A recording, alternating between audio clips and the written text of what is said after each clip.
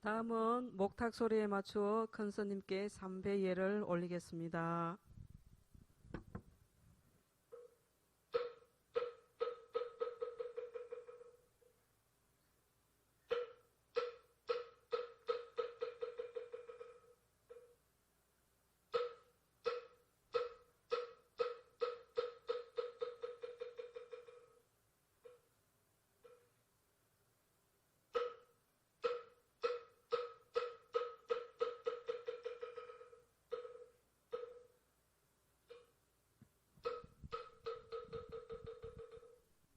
예, 모두 자리에 앉아 주시기 바랍니다. 저기 법상에 올라가시지 않으시면 그러면은 스님 앉아서 하시겠습니까? 이쪽에 앉으시죠. 이쪽에 편하게 여기 앉으시면 됩니다. 예, 얘들 코로나 때문에 그러니까 다 뒤로 가 있어 앞으로.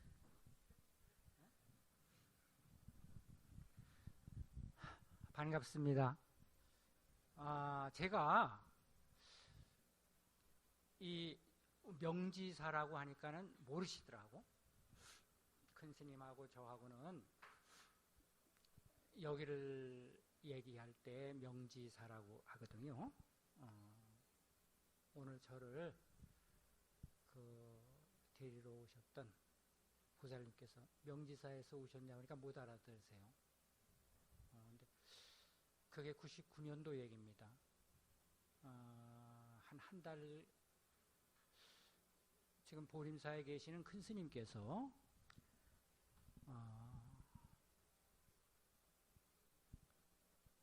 해인사 주지로 계시면서 부산에 포교당이 없는 것을 아쉬워하시고 부산 신도분들과 함께 이 자리를 만들었지요. 한 달이 지났는데 특별히 갈 사람이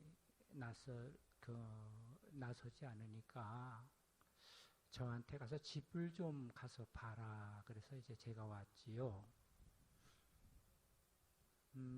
그것이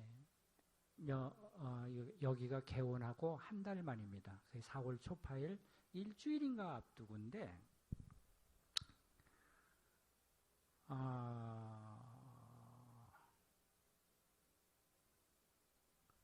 정말 오니까 해인사 포교당이라고 해서 뭐 간판 걸었다고 신도분들이 오시는 것도 아니고 또 가만히 있기도 뭐해서 제가 그 전해에 처음으로 대중 앞에 섰었습니다. 그때도 마찬가지로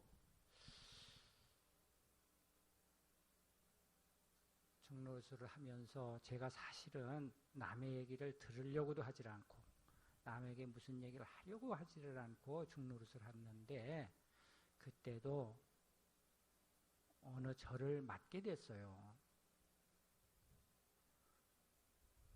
마침 IMF 때라서 굉장히 많은 분들이 건강을 잃고 힘들어 하실 때 이분들에게 내가 건강법이라도 가르쳐 드려야 되겠다. 내가 남의 얘기를 듣지도 않고 하려고 하지를 않았는데 내 얘기 들으라고 내가 주지 않으니까 모여라 하는 건 양심불량이고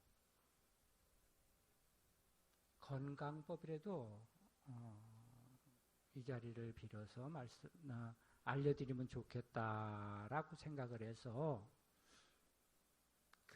거기도 가자마자 일주일간 강의를 했습니다.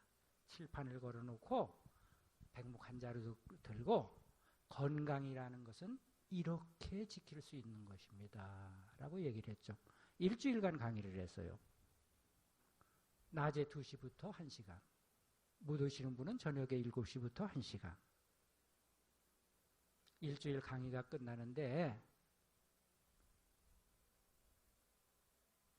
스님, 그런 건강법이 있다면은 스님이 또 그것으로 건강을 지키신다면은 우리한테 가르쳐줘야지 맞지 않습니까? 그 얘기를 하는 거예요.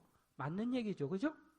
그래서 제가 아무 소리 안 하고 그러면 내일 똑같은 시간에 오세요. 그랬어요. 그래서 요가를 시작을 했는데, 그러니까 하룻밤 사이에 만들었습니다. 왜 그러냐면은 지금 여러분들이 그 책을 통해서 보셨겠고, 제가 방송을 8년 했잖아요. 2002년부터 2008년 제가 그게 마지막 촬영이었어요. 그러니까 2009년까지 방송을 했겠죠. 그러니까 8년을 방송을 했는데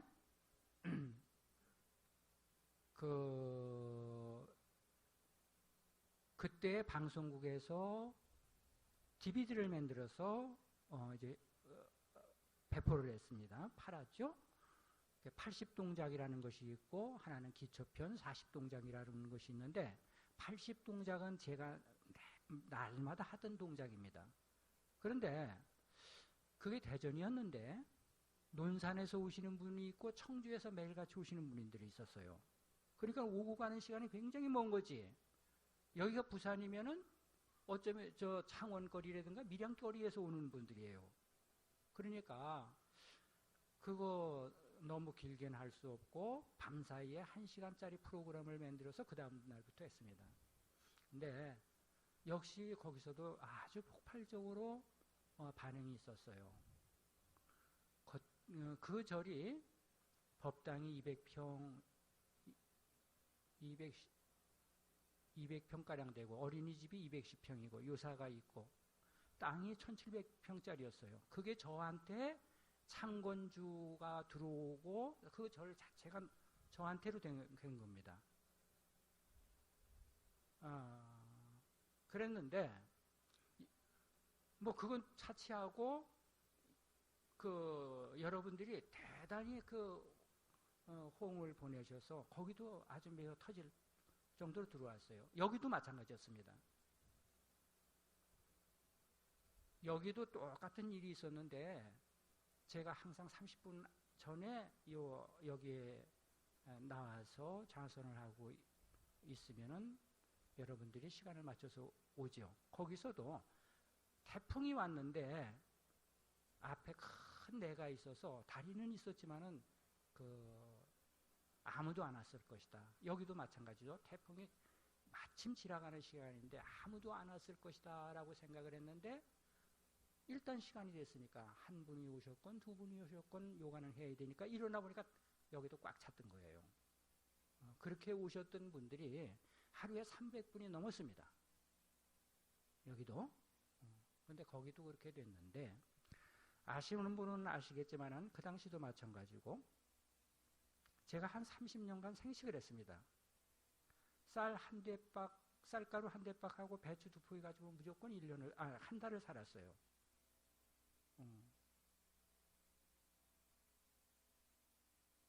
그런데 거기서도 한 4개월 살다 보니까 저한테는 안 맞더라고. 그래서 창건 주고 주지고 다 반납해 버렸어요.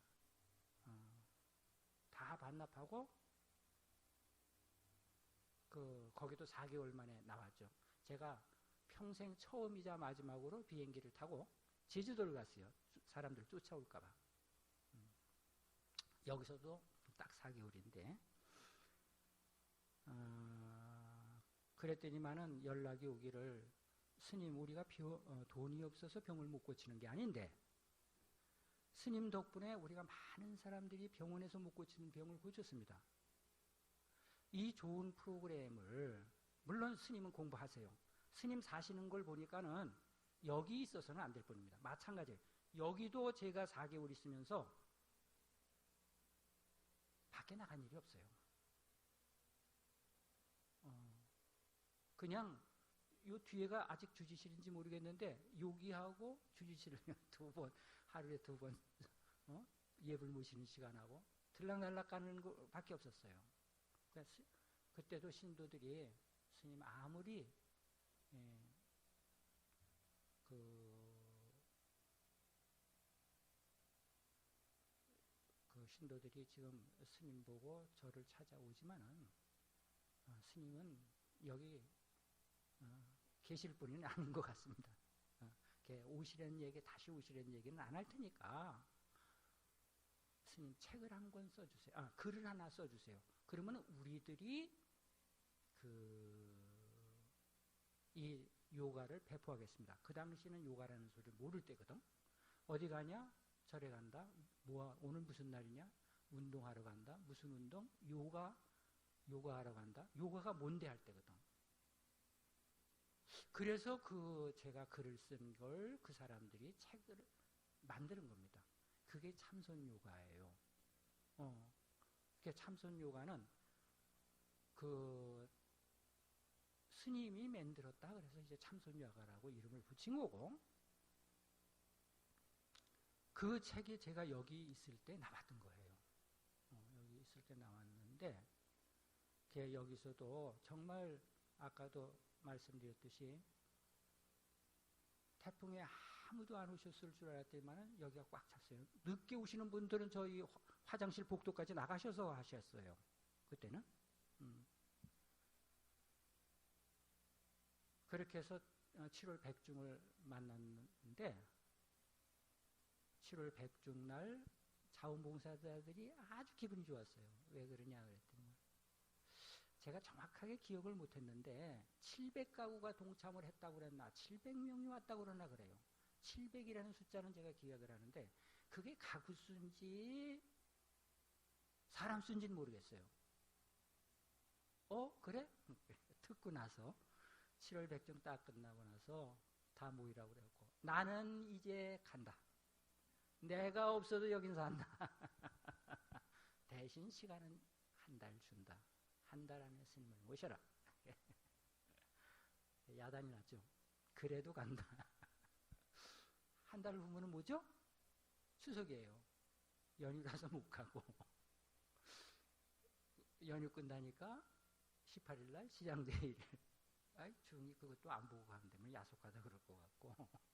시장제일 보고 떠났죠. 제가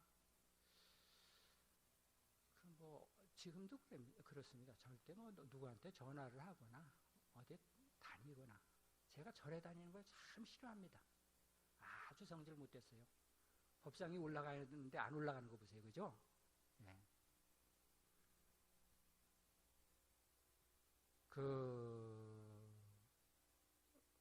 그랬더니만은 우리가 도대체 뭘 스님한테 섭섭하게 하고 잘못을 했길래 연락도 없고 지나가는 걸음에 두르지도 않느냐. 그래서 한 해인가 두 해인가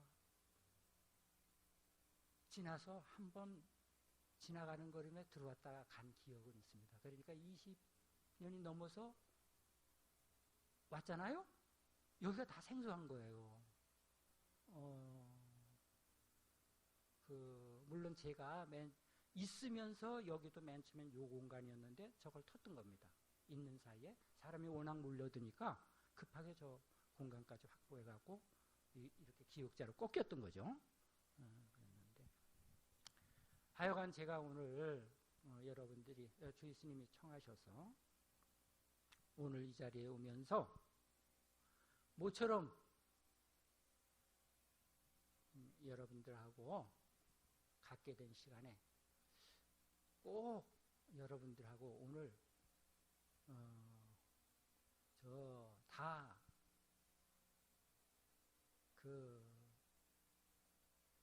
깨달아야 되겠다. 함께 깨달아야 되겠다. 제가 여러분들 선배니까, 그죠? 여러분들 오늘 꼭 깨닫도록 그렇게 해드려야 되겠다라는 각오를 하고 왔습니다. 그러니까 여러분들 깨달을 각오하시고 들으시는 겁니다. 얘기요. 오늘 깨달으셔야 돼요. 예? 난 모르겠다고 그러시면 안 됩니다. 얘기에 들어가기 전에 제가 간혹 아주 무력감을 느낄 때가 있습니다. 정말 승복 입은 게 부끄러울 때가 있어요. 요즘에 제가 지금 텔레비전 안 본 지 참 오래됐습니다. 그래도 인터넷을 통해서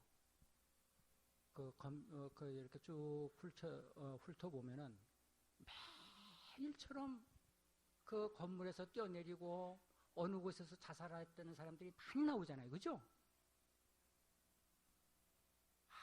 승복 입은 사람으로서 정말 그들에게 부끄러워요. 미안하고.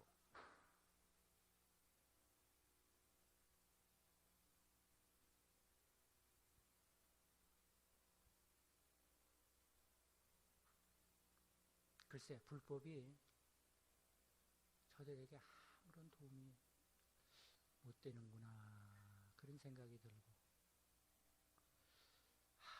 부처님 법을 조금만 제대로 들었다면은 저러지 않았을 때 하는 아쉬움도 있고 그래요.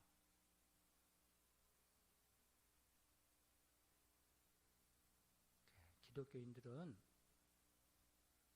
그런 사람을 보면은 자살은 죄라고 얘기를 한다는데, 글쎄, 여러분들 그런 분들 지금 다리에서 떨어지려고 하는 사람들 옷깃을 딱 잡았다면은 그분들에게 그 찰나 시간에 뭐라고 말씀드리려는지 한번 생각해 보세요. 이 자리에서. 예? 과연 나는 저 사람에게 무슨 얘기를 할 것인가? 공덕지어서, 무주상보시로 공덕지어서 극락가자고 할 것인가?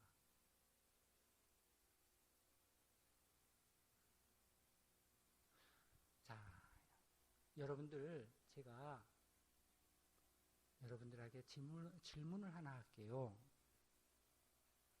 여러분들 극락이 있죠, 그죠? 예, 극락이 분명히 있습니다. 극락이 없지 않아요. 그런데 부처님이 극락 가자고 했나요?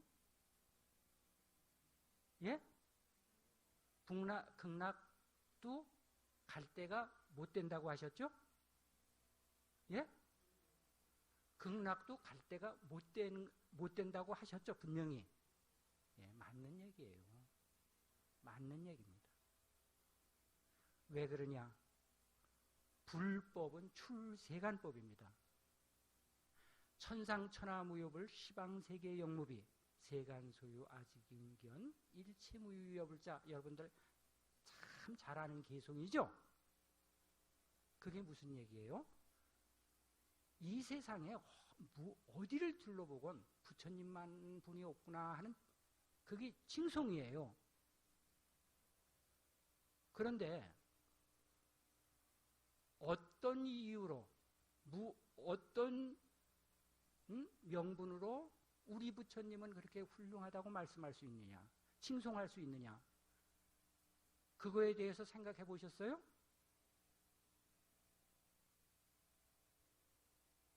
다 모든 선인이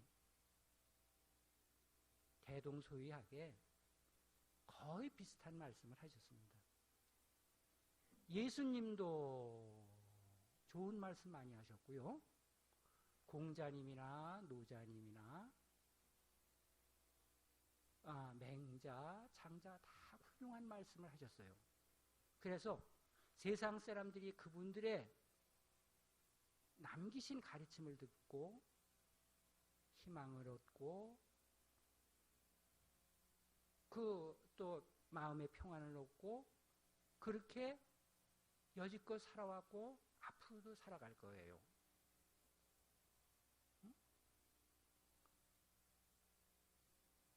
그런 분들도 허다하건만 유독 우리 부처님만 천상천하의 최고다라고 얘기하는 거는 뭐죠?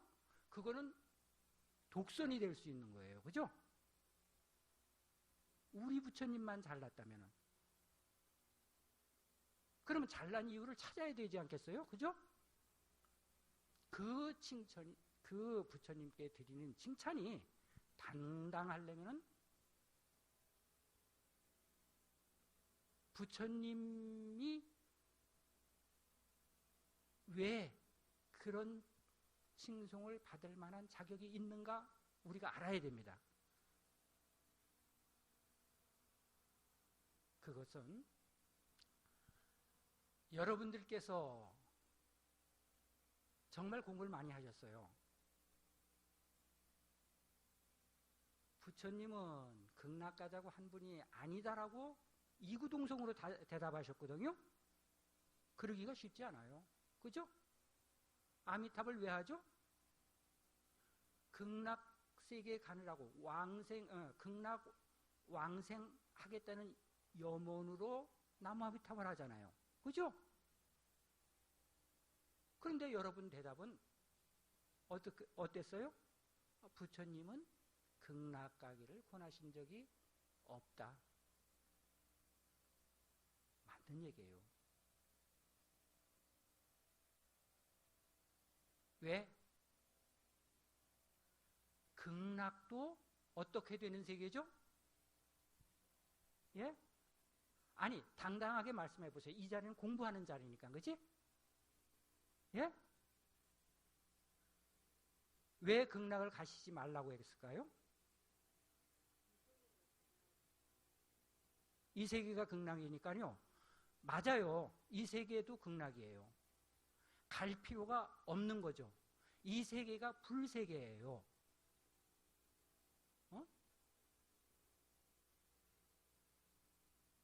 그러나 또 다른 이유도 있어요.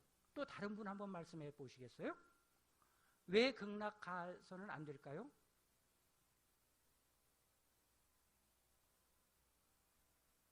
떠오르는 대답이 없으세요?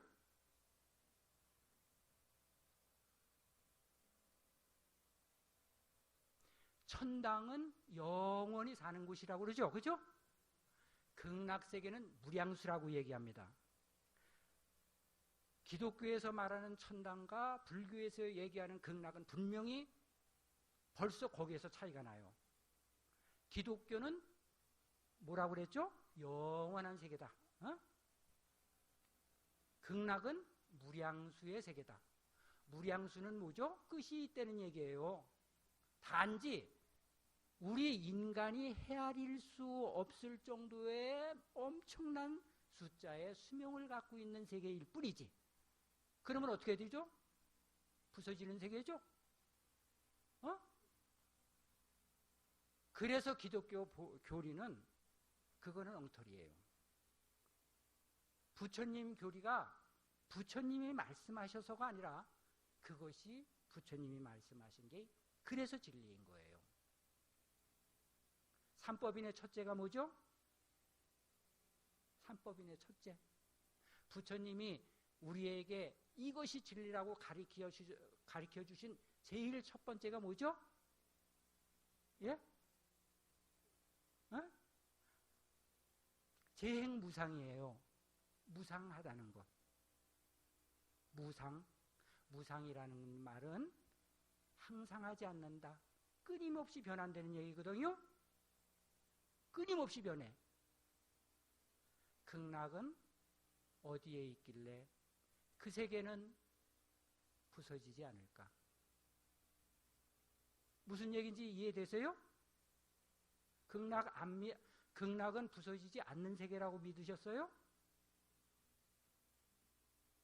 극락도 부서지는 세계예요. 여러분들 그거 분명하게 아셔야 됩니다. 성주개공이 뭐예요?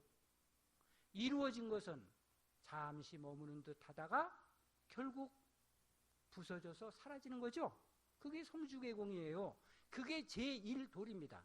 그게 부처님이 가르치신 제1법이에요. 그거 말고는 없어요. 부처님 법은. 재행무상 재본무화죠. 무화라는 말은 무상을 다른 식으로 표현한 것일 뿐이에요. 무상이 제1법입니다. 자, 첫째 법은 무상법이다. 따라하세요. 무상법, 재행무상. 예. 그렇기 때문에 이 우주가 망할 때는, 이 우주가 부서질 때는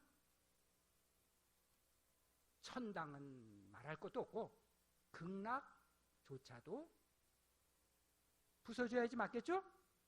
그래. 그런데 부처님이 극락가라고 하셨겠어요? 아니죠. 부처님은 뭘 가리키신 분이죠? 생사윤회를 어떻게 하라? 어떻게 하라고 그랬어요? 그거 이전에 하나 먼저 묻습니다. 여러분들 윤회를 믿습니까? 예? 믿어요? 안 믿어요? 아니, 말씀을 하세요. 대답을 하셔야지. 윤회를 믿습니까? 안 믿습니까? 믿습니까? 예? 안 믿어요? 안 믿어요? 윤회가 있습니까? 없습니까? 이렇게 물어볼게요. 윤회가 있어요? 없어요? 있습니까? 윤회가 있다면은 부처님이 생사윤회를 벗어나서 끊었다는 얘기는 거짓말이 되는 거예요. 아시겠어요? 그죠? 석가모니는 생사윤회를 끊은 분이에요. 제가 기도하는 스님에게 묻습니다. 스님이 열심히 석가모니불 하면은 석가모니불이 어느 때인가 우리 월정사 그 상원사에서 기도를 하니까 문수 보살이 나와서 머리 이렇게 쓰다듬었다고 그러잖아요. 그치? 부처님이 나오셔갖고 스님 머리를 쓰다듬으실까요? 수기를 내려주실까요? 제가 물었어요. 어떨 것 같아요? 내 기도가 정말 지극해요. 지극했어요. 부처님이 출연하셔서 머리를 쓰다듬어 주실까요? 우리에게 수기를 주실까요? 예? 아니에요? 왜 아니에요? 내 기도가 부족해서? 왜 아니죠? 부처님은 생사윤회를 단절하신 분이에요. 더 이상 오고 가시는 분이 아니에요. 관세음보살 기도를 하고 문수보살 기도를 해서 칭견했다는 얘기는 있어도 여지껏 불교에서 불문 중에서 석가모니 기도해서 석가모니 기도 기도로서 석가모니 칭견했다는 사람은 없어요. 그죠? 그 말하는 사람은 그 사람이 도운 사람이에요.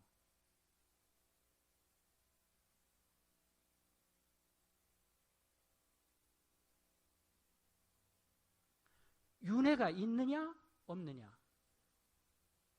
이렇게 되면은 없는 게 정답이죠. 없는 게 정답인 거예요. 그런데 우리는 나는 절에 다니니까 윤회를 믿습니다, 이렇게 얘기를 한단 말이야. 그치?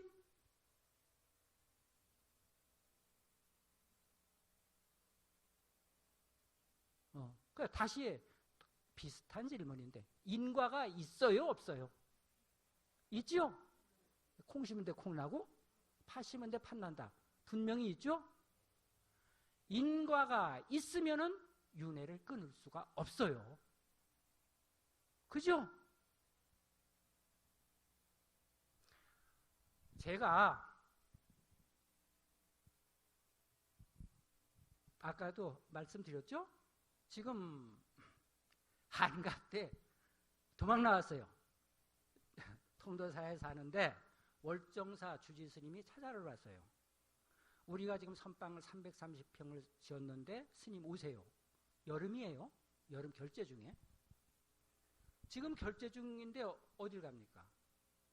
그러니까 겨울에 오세요.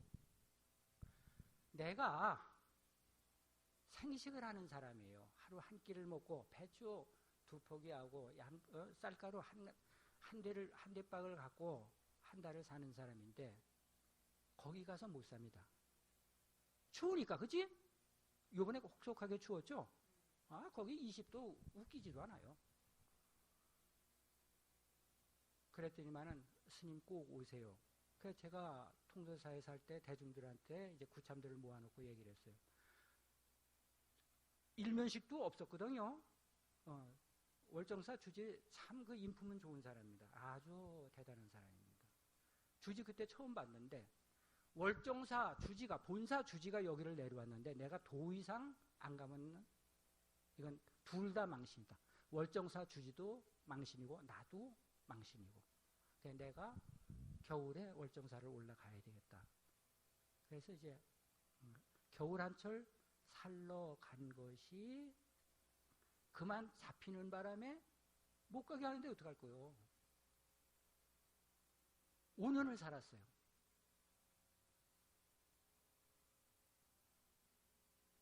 예, 제가 거기에서 나중에 700 몇십 평짜리 이제 그 수행원을 졌어요. 스님 선방에 계시기 쉽지 않으면은 그러면 수행원으로 가셔서 수행원장을 하세요. 그래서 이제 단기 출가자 학교장을 제가 이때 또 했죠.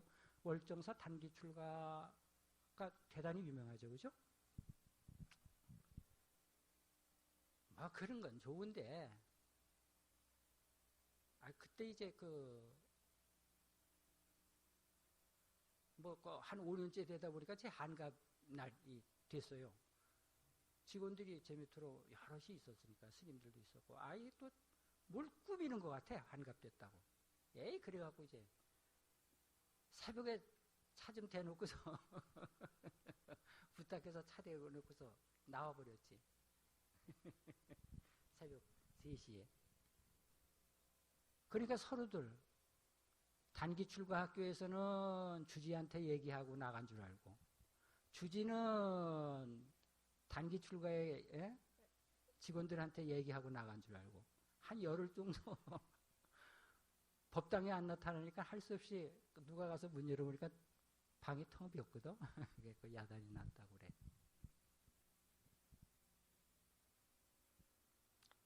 이렇게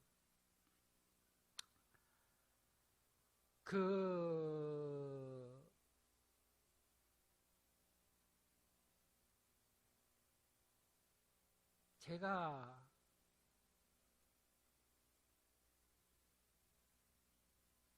그 월정사에서도 그런 소임을 보면서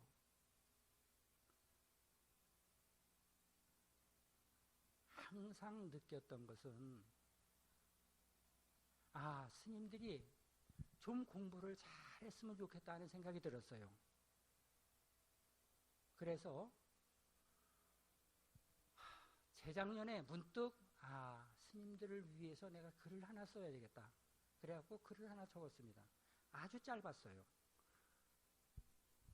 그거는 공부하는 스님들에게 보내기 위해서 쓴 글이니까 그건 책을 서점에 낼 만한 두께가 되지도 않아요. 그리고 일반인은 볼 수 없는 책이고 출판사를 보내서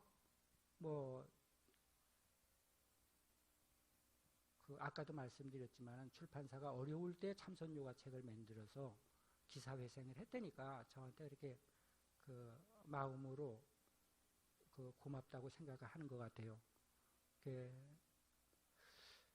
원고를 보내서 요거는 스님들에게 돌리기 위해서 내가 쓴 원고니까 요거 3,000부만 찍어주세요 그랬어요. 그랬더니만 출판사에서 보고 스님 이거를 책으로 내도록 허락해 주세요 그러는 거예요. 이거 책 내면은 서점에 내놔도 아무도 안 팔린다. 볼만한 책을 내놔야지. 그랬더니만은 그래도 내게 해주세요. 근데 너무 얇아서 자꾸만 부탁을 하길래 할 수 없이 더 못해서 이제 서점에 일단 나갈 수 있게끔 책을 만들었어요. 제목이 원효 스님 왜 그러셨어요? 예요. 그 맨 앞장에 제가 뭐라고 썼냐면은 내가 원효를 구덩이에 묻었다. 원효를 살리고 나를 묻을래? 아니면은 원효를 묻고 너희들이 나를 살릴래? 만약에 원효를 구덩이에서 꺼내지 못하면 너희들 싹 구덩이로 들어가라. 첫 장에 그거를 썼어요, 제가. 그리고 선방에 쫙 돌려버렸어요. 제가 지금 올해가 지금 45년째입니다, 중노릇이. 예전에 선방 스님들은 지금 같지 않았거든. 그런 얘기가 나오면은 옳다 그르다 이제 분분해요. 쫓아오기도 하고. 그런데 제가 책이 몇 권 나갔는데 제 연락처를 전혀 밝히지 않았습니다. 출판사에서도 제 연락처를 공개를 안 했어요. 뭐 하다못해 그 스님 절 준다고 출판사로 연락 오더랬네. 그 스님이 땅이 1700평, 도시에 대전에 땅이 1700평에 건물이 700평, 응? 절을 버리고 나온 스님인데, 아니 뭐 어떤 걸 줄 건데요? 그랬다고. 그래. 예? 출판사에서 제 연락처를 딱 차단을 했는데, 제가 요번에는 제 이메일을 넣었어요. 하고 싶은 얘기 있으면 해라. 삼천부 중에 스님들한테 돌린 게 우리가 선방 스님이 200명입니다. 2000명입니다. 한 놈도 반응이 없는 거라. 속으로 이런 잡놈들. 원효 스님 왜 그러셨어요는, 제가 원효 스님에 대해서는 얘기 전혀 안 했습니다.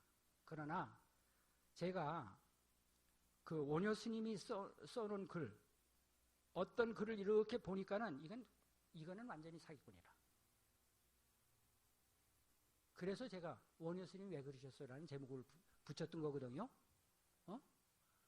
그거는 제가 쓴 글이 아니라 원효 스님의 글을 그대로 옮겨 놓고서 제가 반박을 한 거예요. 왜 이걸 이따위로 봐?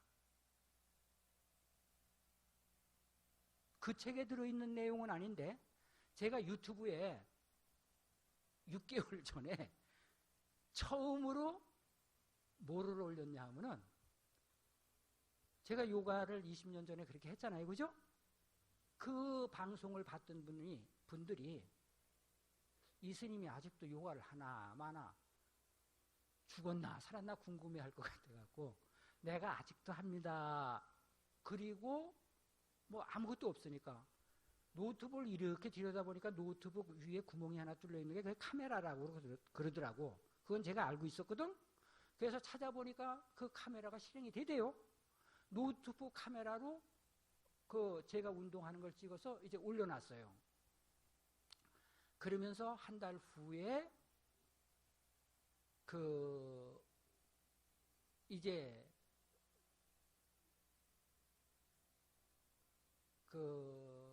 원효 스님 왜 그러셨어요의 책 내용을 좀 이해를 돕기 위해서 또 몇 마디 한 거를 올려놨죠. 거기에는 제가 그 말을 했습니다. 원효 스님을 여러분들이 깨달은 사람이라고 생각합니까? 원효 스님이 극락 왕생 발언을 했던 분이거든요.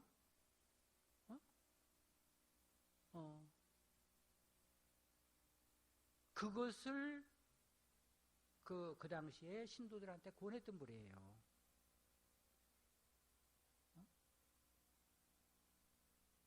왜 제가 원효 스님이 깨닫지 못했다라고 하는지 아시겠죠? 그죠? 이제 이런 주제에 무슨 원효가 깨달은 사람이라고 그럴 수 있느냐? 우리 정신 차리자. 제가 그 얘기를 했어요. 오늘 지금 조금 더 들어가면 조금 어려운 얘기가 나올 겁니다. 만약에 오늘 이해를 못 하시겠으면은 그거 하나밖에 안 올렸어요. 자꾸만 올리려면은 뭐 며칠 하나씩 올리겠더라고. 그런데 그러면은 그거를 보는 사람에 도움이 되질 않습니다. 공부는 내가 하는 거거든. 내가 간절하게 해야지 깨우치지. 예? 입에 떠 먹여주면은 안 돼요. 그래서 제가 그거 올려놓고 말았는데 이제 그걸 참조를 하시면 되는데,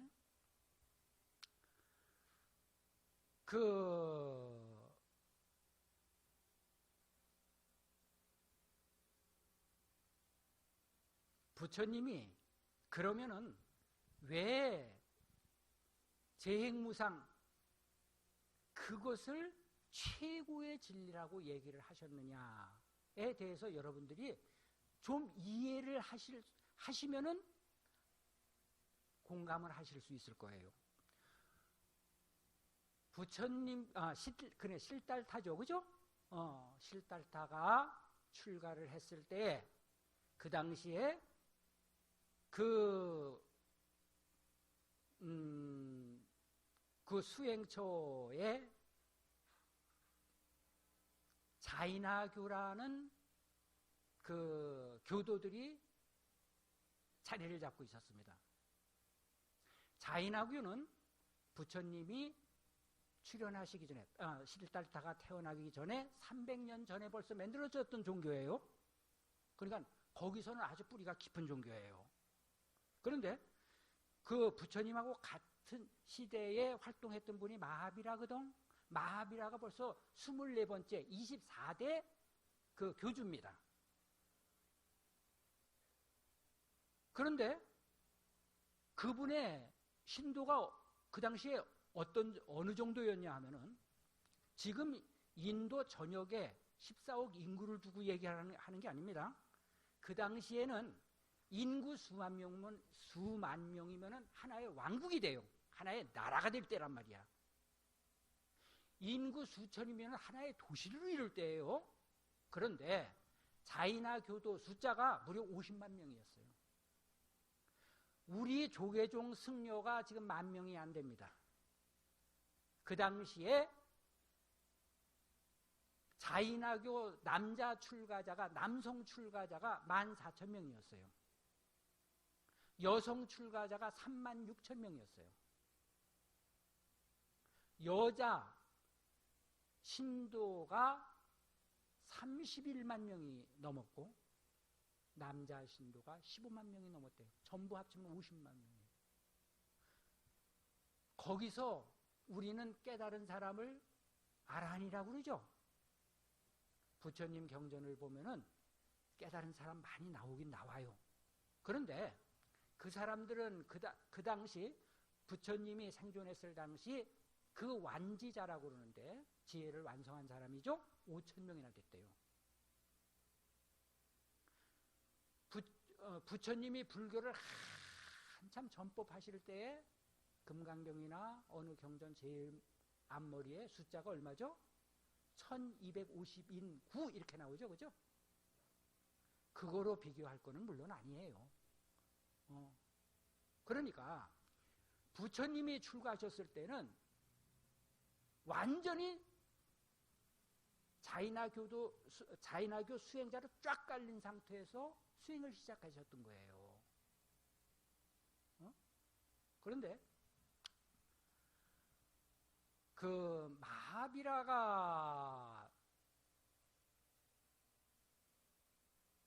그 실달타하고 어떻게 그 나이를 비교가 되냐면은 실달타가 태어났을 때 마하비라가 30세였습니다. 그러니까 30년 먼저 태어난 사람이죠. 그런데 이 사람이 30세에 출가를 해요. 그 실달타가 태어났을 때 이 사람은 출가를 해요. 그래갖고 12년 반 만에 마하비라가 깨칩니다. 그러니까 실달타는 그때 12살이겠죠. 그죠? 예. 42살부터 30년간 제자들을 가리키다가 72세에 죽거든요. 그런데 72세에 그 마하비라가 세상을 버릴 때 부처님 나이가 그때 42살이에요. 그랬는데 문제는 인도가 이 손바닥마다 하다면은 마하비라가 비하리에서 태어나갖고 바라나라는 데에서 돌아가셨어요. 비하리, 바라나 경전에 계속 나오는 말이죠. 마하비라와 석가모니가 전법하신, 포교하신 동네는 정확하게 일치합니다. 똑같은 동네에서 활동을 하셨어요. 그랬는데 경전상에는 두 분이 한 번도 만났다는 기록은 없습니다. 그게 우리가 지금 인도 부처님이 인도에서 태어나셔갖고 인도에서 활동을 하셨다니까 인도 전역을 생각하는데 그렇게 하면 안 돼요. 그건 안 맞는 겁니다. 인도가 전역이 손바닥만 하다면은 그 부처님과 마하비라가 함께 활동한 자리는 히말라야 남쪽 기슭에 동서로 500km예요. 그러면 서울 부산이 삐뚤삐뚤 고속도로 따라 440km죠. 조금 길겠죠, 그죠? 그리고 남북으로는 우리가 인천에서 저 강릉까지가 한 200 몇십 킬로 될 거예요.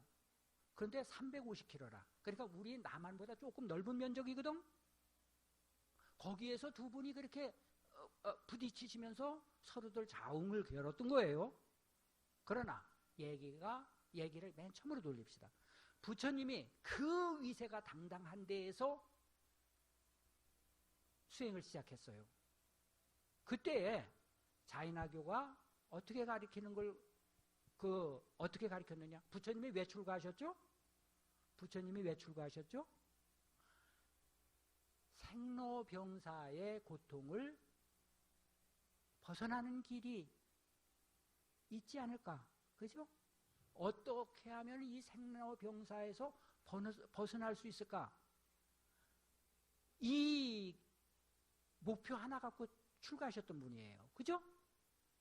예. 그랬는데 자인화교가 제시하는 것이 열반을 얻으면은 생로병사에서 벗어날 수 있다라고 얘기를 하는 거예요. 그러니까 자연스럽게 그 영향을 받았겠죠? 그래서 열심히 부처님도 수행을 했습니다. 어떻게 수행을 했어? 난행고행을 마다하지 않았고 부처님의 그 행적을 보면은 하루에 겨자씨 하나를 드시면서 연명을 하셨다 이렇게 돼 있어요. 저 겨자씨는 못 봤어요. 뭐 쌀 한 톨보다 작을 내는지 큰 내는지 모르겠는데 그만하겠죠, 그죠? 그런데 자인화 교주 마하비라는 12년 수행했다고 그랬죠? 이 사람이 무려 3,700일을 단식을 한 사람이에요. 12년 중에 10년을 단식을 했던 사람이에요. 그래서 거긴 단식이 전통입니다. 지금도 마하비라 교도는 죽을 때에 단식으로 죽어요. 왜? 영혼을 순수하게 하기 위해서. 왜? 순수한 영혼은 육신에서 더 속박받지 않고 아주 청정한 그곳에서 영생을 누릴 수 있다라고 생각을 하는 거예요. 몸에 얽매이지 않는다면, 업에 끌려서 몸에 속박되지 않는다면은 뭐 지상 말고는 천상이겠죠? 천상에 다다른 순수한 영혼은 영원히 존재한다. 영원을 누릴 수 있다. 이것이 자인화 교리예요. 부처님이 그 말을 듣고 온갖 고행을 다 했어요. 그 사람들 제 첫째 계율이 거기는 불살생입니다. 자인화 교도가 지금 14억 인구 중에 지금 180만밖에 안 된답니다. 왜 그러냐? 아까 말씀드렸죠? 인도가 손바닥만 하다면은 부처님 마하비라가 살던 때도 엄지손가락만한 데에서 활동을 했고 지금도 거기를 못 벗어나는 거예요. 왜 그래? 살생계율이 첫째죠? 걸을 때 그 사람들은 벌레가 죽을까봐 빗자루질을 하고 걸어요. 유튜브에 그 자인화교를 치면은 MBC에서 3편짜리 다큐가 있을 거예요. 그러니까 그 사람들은 배를 타거나 자동차를 타지를 않아요. 그러니까 거기를 못 벗어난 거야, 여지껏. 응? 거기를 벗어나질 못했어요. 부처님은 거기를 벗어나서 세계 종교가 됐잖아요. 뭐 7억인가 뭐 매독 된다고 하더구만.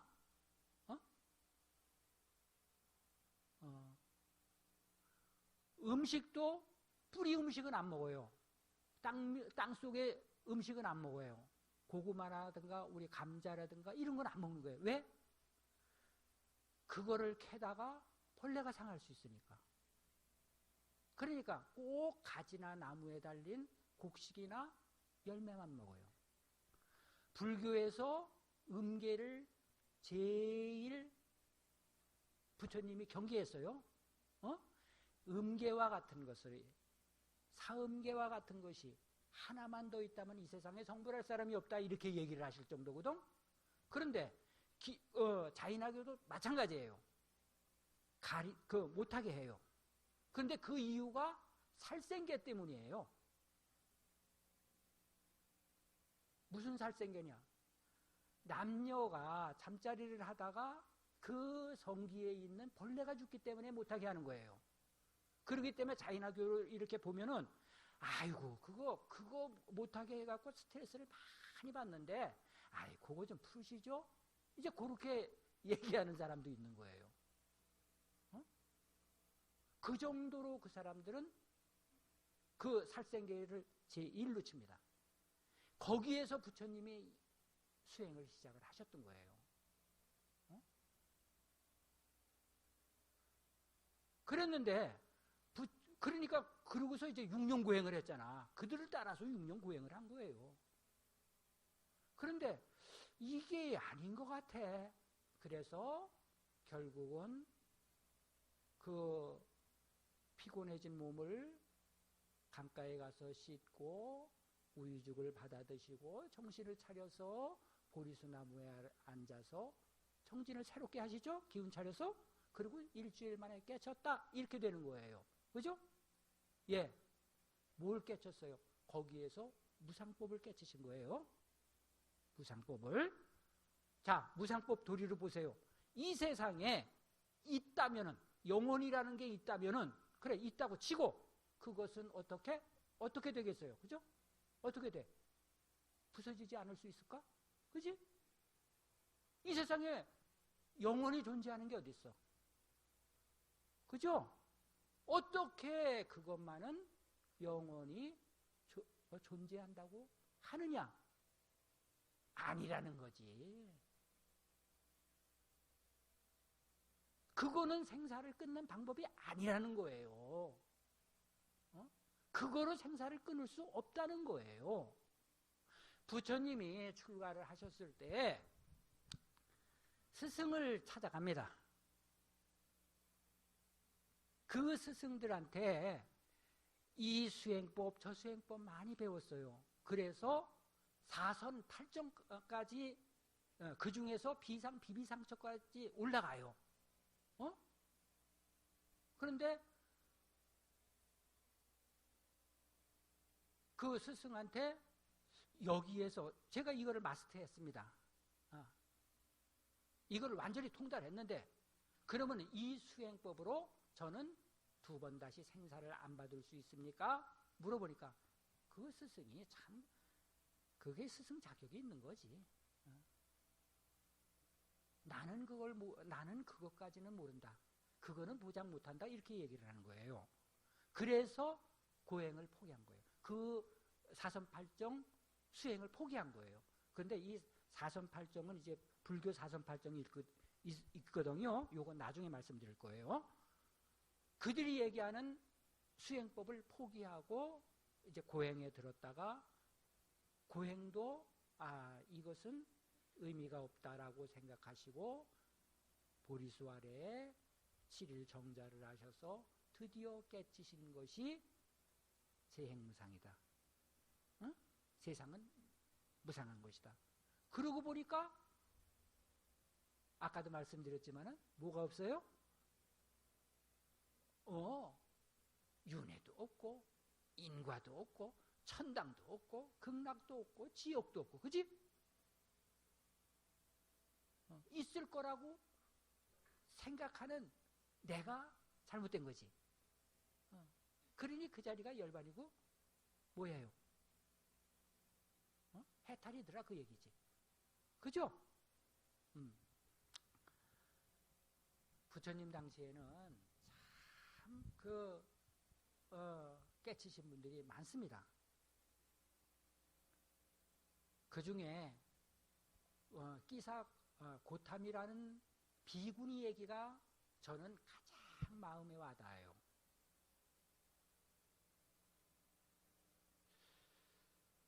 그 얘기는 여러분들도 잘 아실 거예요. 많이 들으셨으니까. 끼사 고탐이라는 비구니가 출가 전에 아주 가난한 집에 태어났습니다. 그러다가 부잣집으로 시집 갔어요. 얼마나 구박이 심하겠어요. 뭐 어디나 마찬가지겠지, 그지? 아주 그 멸시를 받고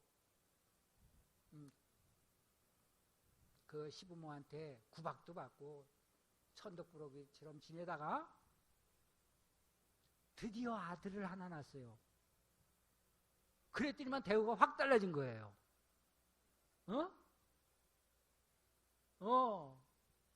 그 애기 덕분이지. 그렇지만 완전히 정말 신분이 상승이 됐지. 그랬는데 이 애기가 5살에 죽습니다. 아장아장 걷고 한참 재롱 떨 나이에 죽어요. 그러니까 어떻게 됐어요?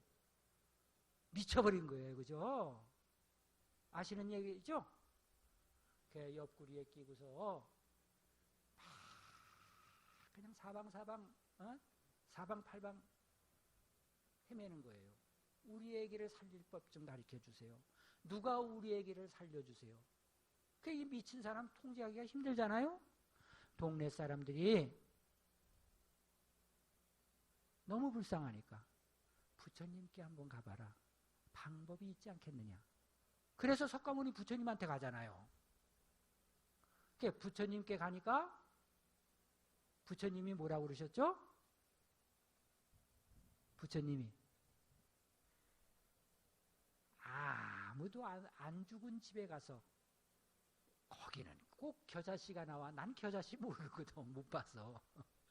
겨자씨 한 알만 얻어오면은, 한 줌만 얻어오면은 내가 이 아이를 살려주겠다. 아유, 감사합니다. 정말 뒤도 안 돌아보고 마을로 튀어내려갔죠. 어디를 다녀도 결국은 못 구했죠? 거기서 어떻게 됐어요? 그 여자 애 엄마가 하고 깨쳤어요. 내 아기만 죽는 게 아니지, 그지? 아이고, 내가 어찌 이렇게 미련할꼬.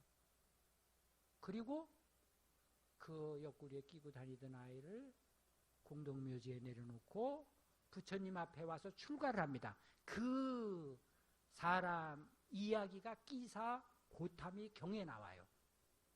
이 끼사 고타미가 그 비구니 이름이거든. 그랬는데 벌써 부처님 앞에 와서 출가를 할 때에 출가하겠습니다라고 얘기를 했을 때에 예륙가에 들었다고 그래. 금강경에 보면은 예륙가 뭐 쭉 나오죠. 뭐 수다원, 사담 이렇게요. 그리고 얼마 지나지 않아서 정말 열심히 공부했겠죠. 그때 석가모니께서 법문을 해주시니까 아라한가를 얻었다. 이렇게 실려 있습니다. 그러니까 완전히 어떻게 됐어요? 생사윤회를 끝내버렸어요.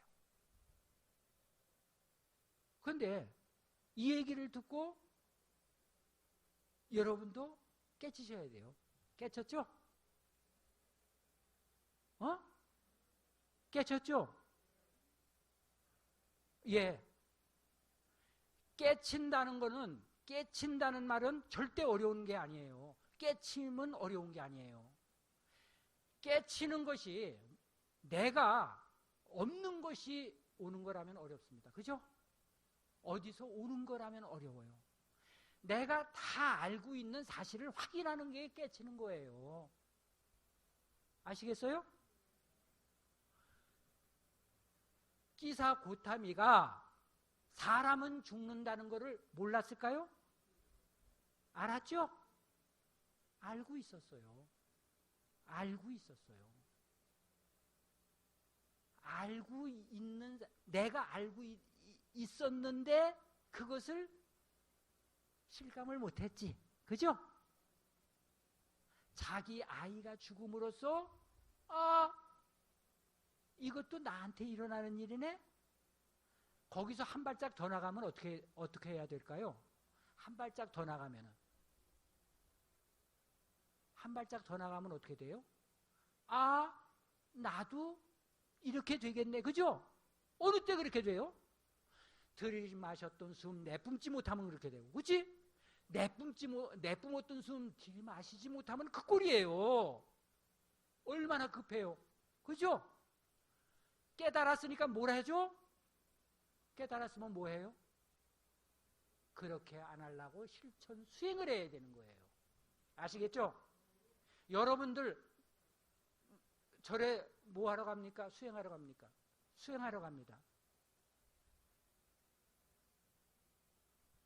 수행과 공부는 틀려요. 깨닫고 나서 수행을 할 수 있는 거예요. 여기서 서울을 가려고 하는 사람이 서울을 모른다면은 물론 여러분들은 실감이 안 날 겁니다. 그죠? 그러나 지금 여기에 우리나라에도 외국 사람들 많이 오잖아요. 여기서부터 출발을 합니다. 서울을 간대요. 그런데 이 사람은 대전에 가서도 대구에 가서도 서울이라고 할 수 있는 거예요. 왜? 서울을 모르니까. 그죠?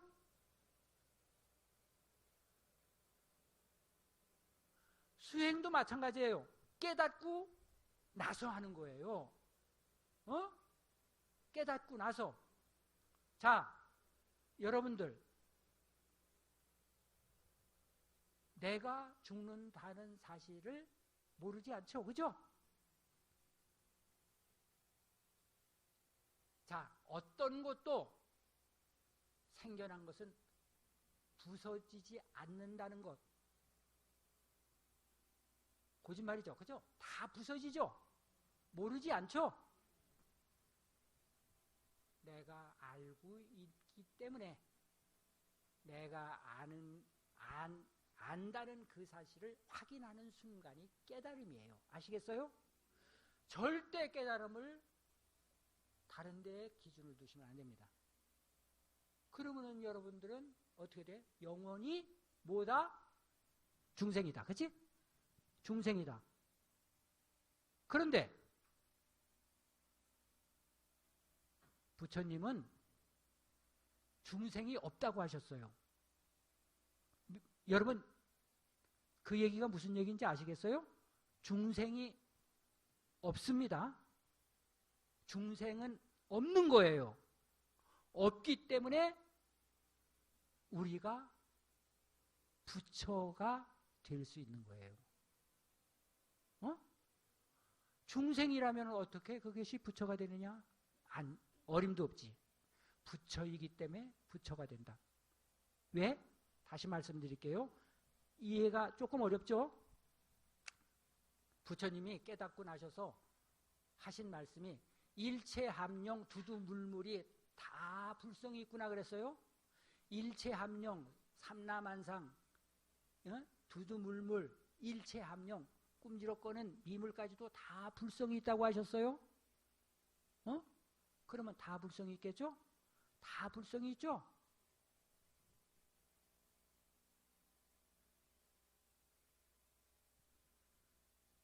비유입니다. 부처님이 하신 비유예요. 이 집채 많은 바위를 녹인다고 금이 나오느냐? 안 나오겠죠? 손톱 위에 올릴 수 있는 깨알 만한 금강석은 녹이면 뭐가 나와요? 금이 나오죠? 예. 우리가 본디 부처이기 때문에 부처가 될 수 있는 거예요. 부처님이 선언을 하셨어요. 깨치고 나서. 나는 된 부처요. 그렇죠? 나는 지금 깨달았으니까 됐단 말이야. 어? 된 부처요. 너희는 될 부처다. 그렇지? 앞에 된다. 요거만 차이가 있을 뿐이지. 이거 지금 어떻게 쓰면 좋을까? 몇 시까지 해야 되나? 10분 지났어. 그러면 제가 아주 짧게 그 수행하는 법에 대해서 말씀드리겠습니다. 어? 거듭 말씀드리지만은 그 유튜브에 지금 이 내용이 올라 있을 거예요. 그러니까 그거 한번 살펴보시고 수행법에 대해서 말씀드리겠습니다. 내가 왜 지금 이 말씀을 꼭 드리고 싶으냐 하면은 작년에 이제 해가 지났잖아요. 그죠? 기사를 보니까 영국 BBS에서 BBC인가? 영국의 BBS야? BBC요. 그 방송에서 무슨 방송을 했냐 하면은 잠 못 드는 한국인이라는 특집 방송을 내보냈어요. 얼마나 한국에 불면증 환자가 많으면은 저 지구 반대편 영국에서 그 말을 했어. 그 특집 기사를 했을까? 스님들은 참선이 어떻고 명상이 어떻고 별 소리를 다 하는데 정신건강이 어떻고 뭘 어떻고 하면서 아이고 스님들 그 기사 보고 정말 부끄러움 느꼈어야 돼요. 그런데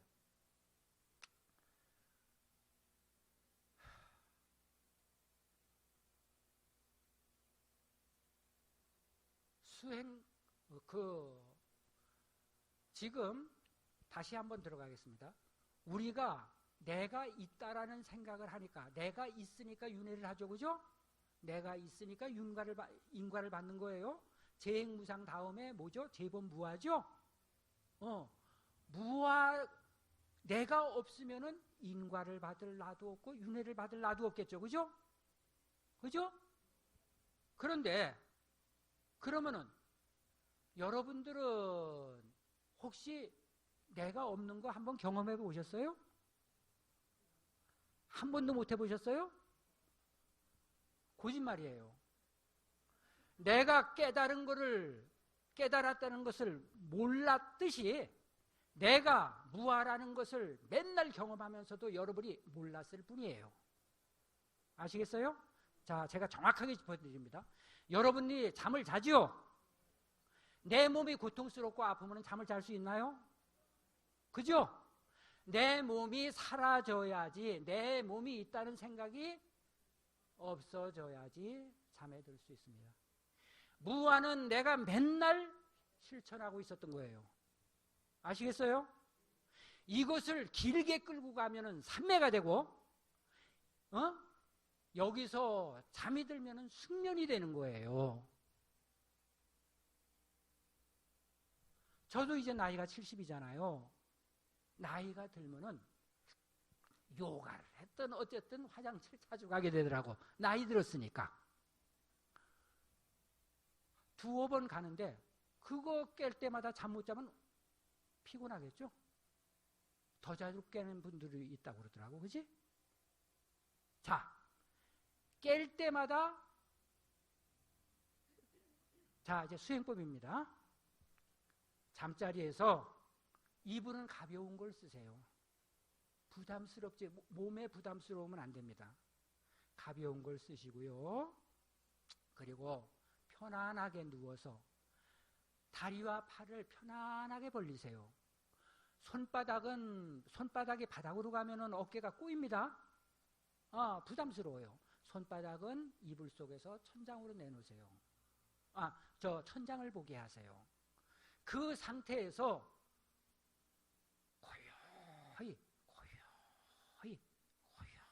고요히 내 몸뚱아리가 어디에 닿아 있나, 분명히 이불 속에 있잖아. 그지? 어떻게 닿아 있나 이렇게 생각하셔도 좋아요.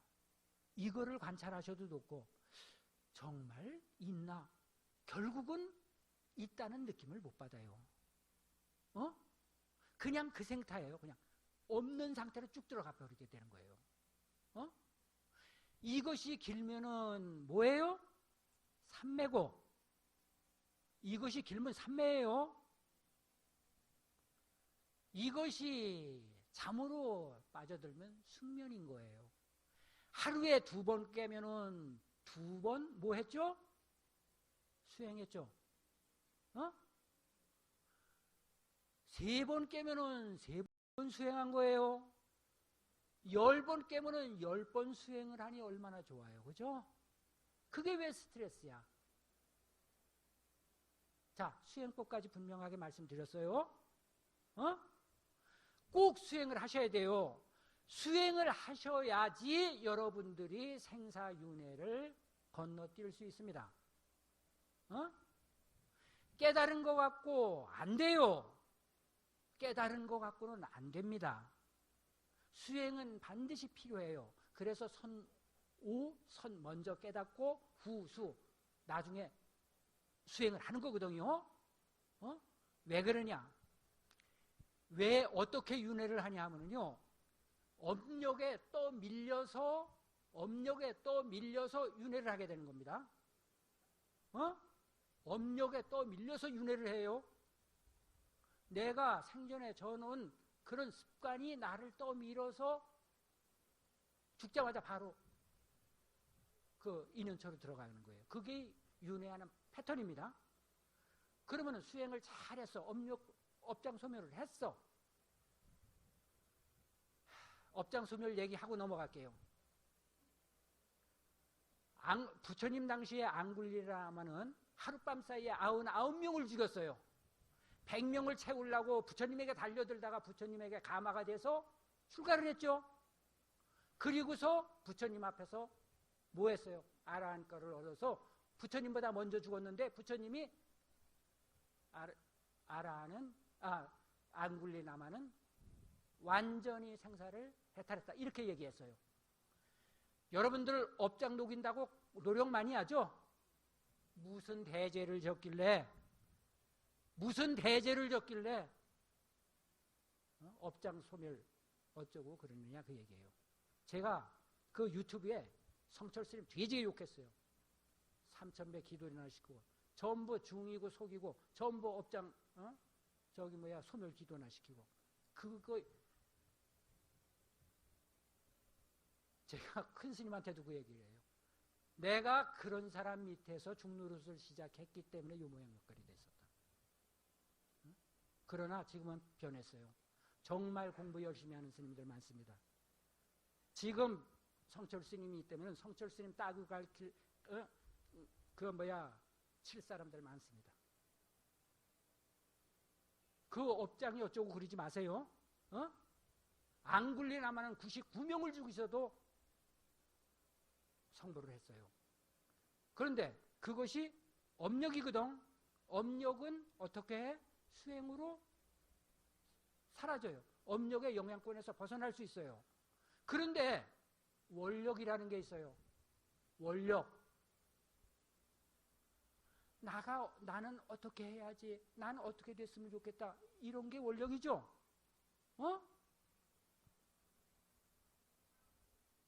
여기에 끌려서 다시 윤회를 하게 돼요. 그래서 업력과 원력이 동시에 사라지는 순간이 뭐예요? 그것이 완전 해탈하는 순간인데, 우리가 이 몸뚱아리를 갖고서 수행할 수 있는 것은 4선팔정 9차재정이라는 게 있습니다. 여러분들 지금 9차재정 처음 듣는 분 있지요? 4선팔정 처음 듣는 분 있지요? 스마트폰으로 검색을 하면 다 나옵니다. 부처님이 설법하시는 데가 불국토예요. 지금 스마트폰으로 보면은 부처님 설법이 셌어요. 여기가 바로 불국토예요. 그죠? 우리는 지금 불국토에 살고 있습니다. 이거를 자각 못할 뿐이에요. 공부하셔야 돼요. 아시겠죠? 거기에서 9차 재정을 보면은 마지막 멸진정에서 그 생사윤회를 끊는 거예요. 멸진정은 어떻게 되느냐? 왜 이 몸뚱아리가 갖고서 그 수행해서 최고로 올라가는 단계가 비상, 비비상처냐? 우리가 잠 얘기 아까 했죠? 잠을 자면서 꿈 안 꾸는 사람은 없답니다. 다 꾼다고 그래. 왜 그래? 난 꿈 안 꿉니다. 그거는 말이 안 맞는 거예요. 학문적으로, 학술적으로 생명현상에는 그런 일은 있을 수 없어요. 왜? 잠잘 때 몸뚱아리가 있으니까 어떻게 유지를 하려니까 숨을 쉬겠죠? 심장이 뛰겠죠? 피는 돌겠죠? 이것이 감각기관을 자극을 하니까 감각기관이 문득문득 일어나는 거예요. 그것이, 자, 이제 이건 공부해서 여러분이 이제 이해하실 일이고, 생각이 왔다 갔다 하는 거야. 꿈이 왔다 갔다 하는 거야. 그게 비비상처예요. 그런데 제가 이거 갖고 참 고민을 많이 했습니다. 제가 분명히 깨달았는데 이 엉뚱한 얘기들을 하고 있거든. 저는 깨달았다고 생각을 했는데 내가 생사를 끊을 자신은 없는 거라. 내가 목숨이 지금 떨어졌는데 다음 생에 안 받을 자신은 없는 거예요. 그런데 제가 무릎을 탁 친 순간이 있습니다. 사자의 서라는 책을 쓴 이가 파드마 삼바바야라는 분이에요. 티베트 불교를 그와 같이 만든 분이 그 파드마 삼바바입니다. 그분이 사자의 서에서 딱 한 줄 뭐라고 얘기를 했냐면은 이 몸뚱아리에서 영혼이 빠지는 그 순간이 우리가 생사해탈을 할 수 있는 기회다, 그 얘기를 했어요. 거기에서 제가 무릎을 탁 쳤어요. 이제 나는 알았다. 이제 나는 알았다. 그래서 오늘 제가 드렸던 수행은 제가 하고 있는 겁니다. 아시겠죠? 그러니까 부지런히 하셔야 돼요. 어느 순간에 떨어질지 모르죠? 익숙해져서 그 순간에 딱 결판을 내야지 여러분들이 생사윤회를 더 이상 안 받을 수 있는 겁니다. 없다고 아무리 외쳐도 소용이 없는 거예요. 예. 자, 오늘 같이 깨달으셨죠?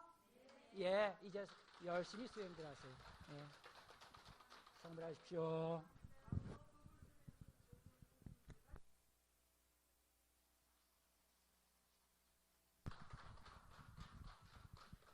예, 다음은 잠시 공지사항을 말씀드리겠습니다. 법회 끝나시고 돌아가실 때 정무소에서 삼재 다란이, 제수 다란이, 입춘 대기를 나누어 드립니다. 꼭 한 분도 빠짐없이 받아가시기 바랍니다. 자, 모두 자리에서 일어나 주시기 바랍니다. 불자들의 4가지 큰 서운인 사홍서운이 있겠습니다. 모두 자리에서 일어나 주시기 바랍니다.